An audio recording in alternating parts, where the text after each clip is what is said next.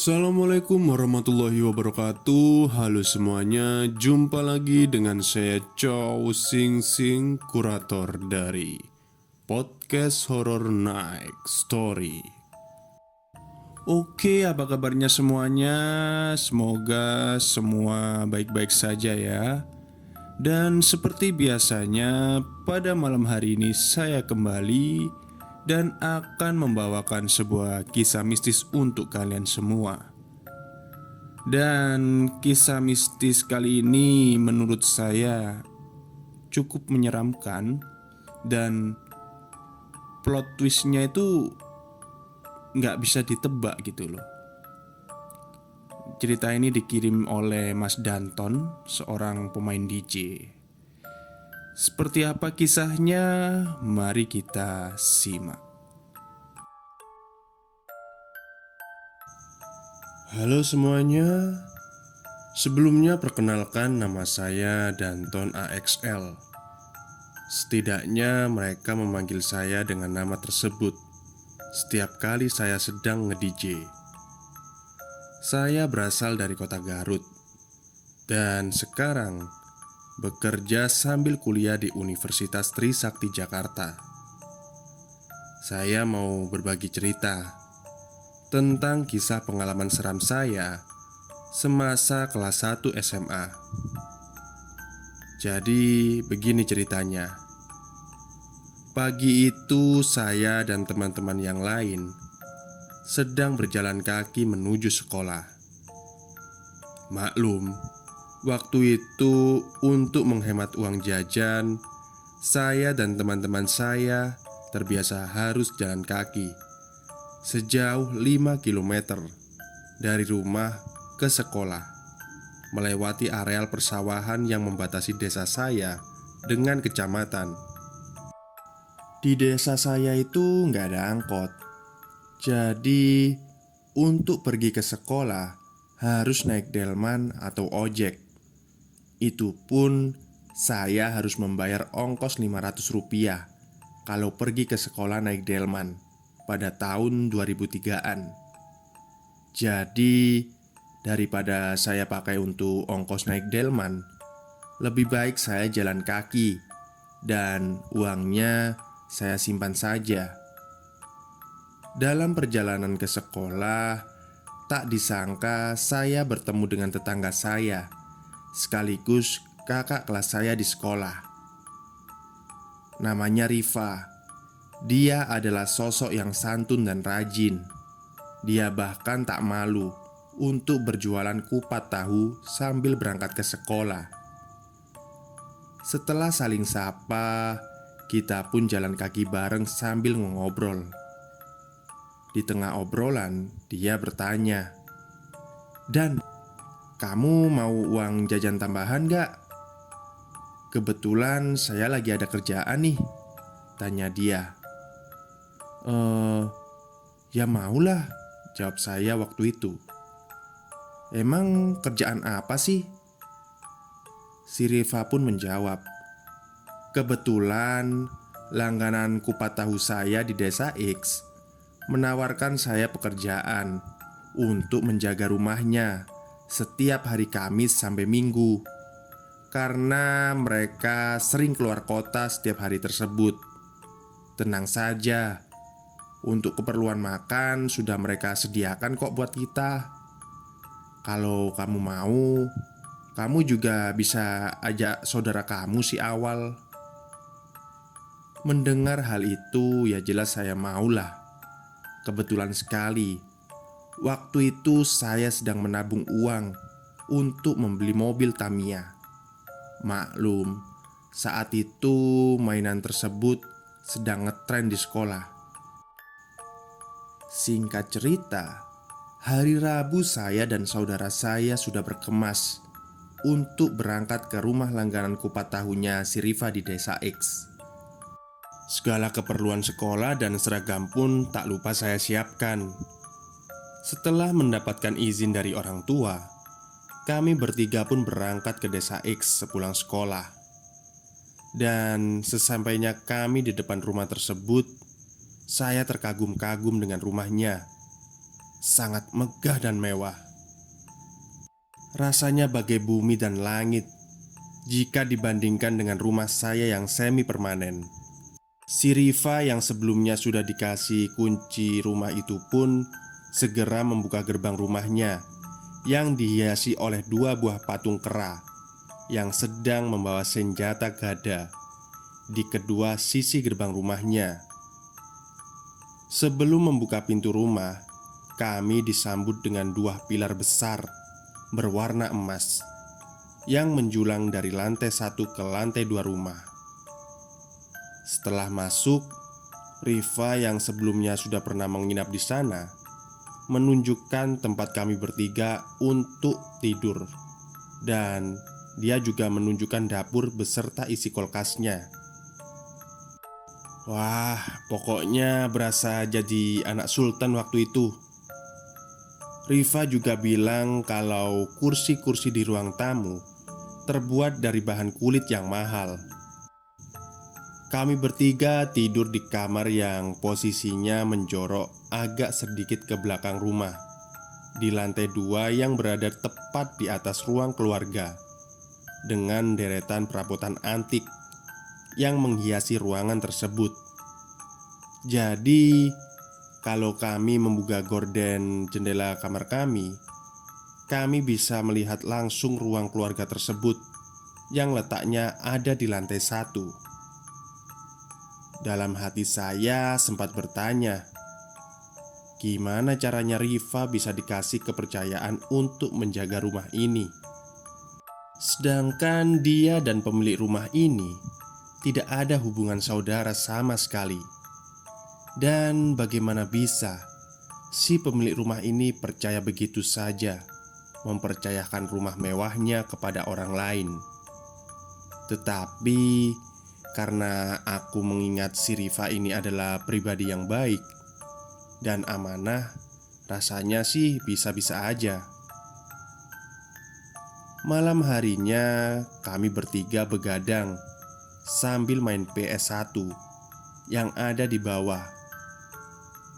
Waktu sudah menunjukkan pukul 22.00 dan kami masih saja asik main PS waktu itu. Saat sedang asik-asiknya main PS, tiba-tiba kami bertiga dikejutkan dengan bunyi keran air yang menyala di kamar mandi lantai satu, yang letaknya di samping dapur belakang.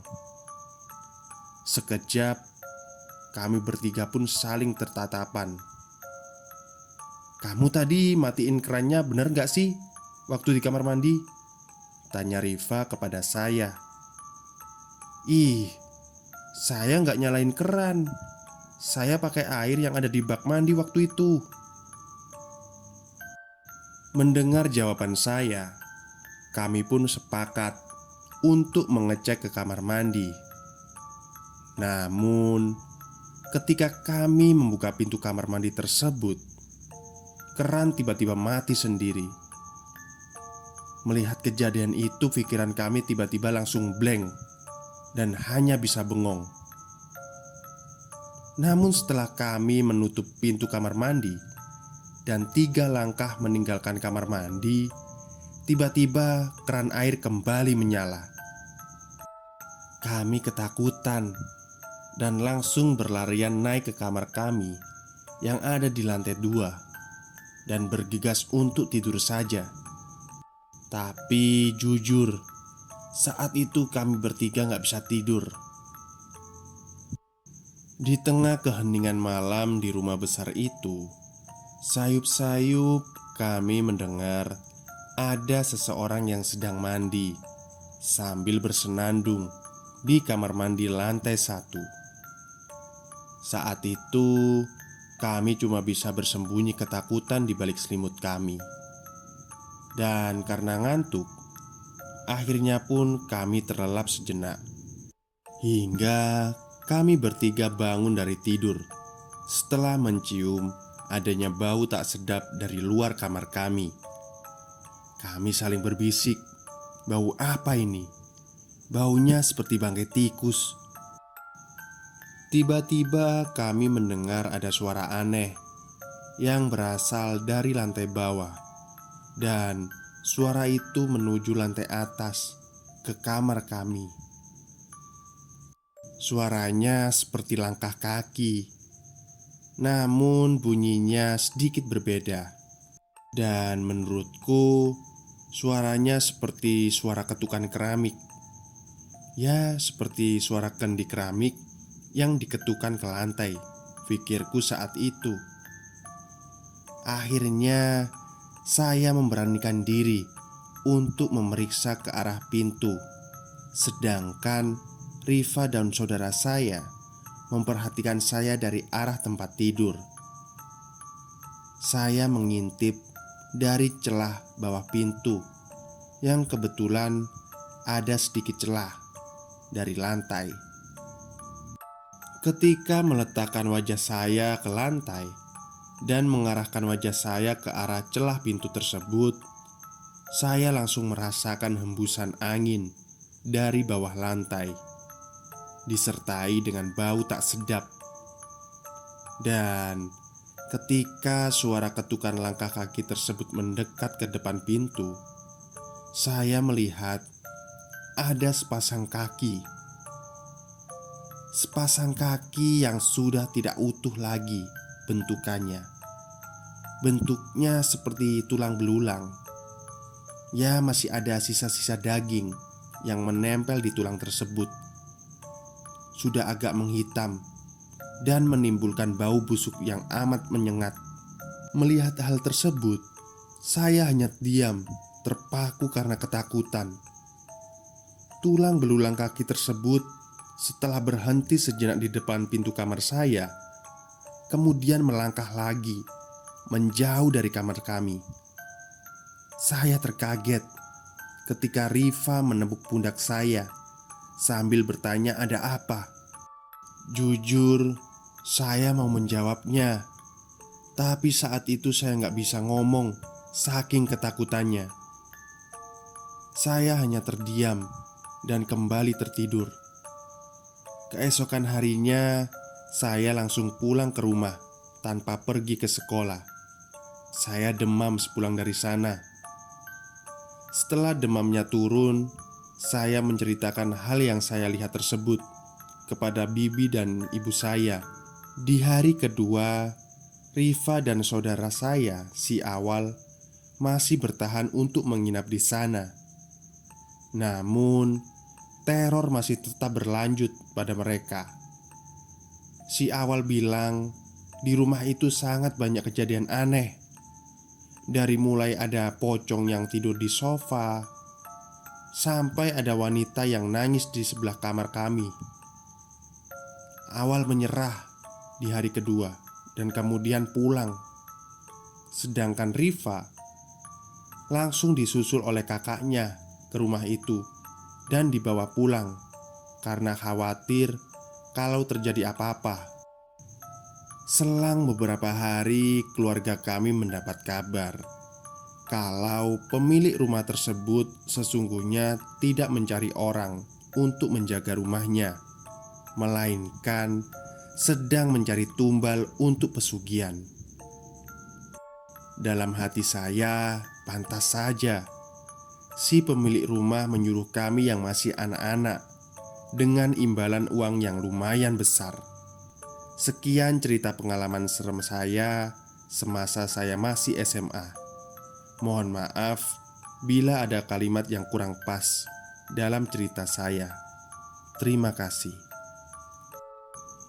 Oke, itulah sebuah pengalaman mistis yang dialami oleh Mas Danton AXL semasa SMA dulu ya.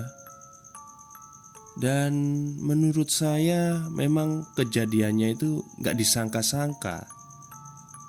Saya kira ya rumah ada penunggunya gitu ya. Apa mungkin rumah itu dibangun di atas kuburan, ada penampakan gitu. Ternyata ini ada keterlibatan antara si pemilik rumah. Jadi pemilik rumahnya itu sedang cari tumbal gitu loh. Saya juga merasa tertipu sama ceritanya. Maksudnya itu tertipu itu nggak nyangka alurnya seperti ini ternyata. Oke, mungkin itu saja yang bisa saya sampaikan pada malam hari ini. Semoga Anda semua terhibur. Selamat malam dan selamat beristirahat.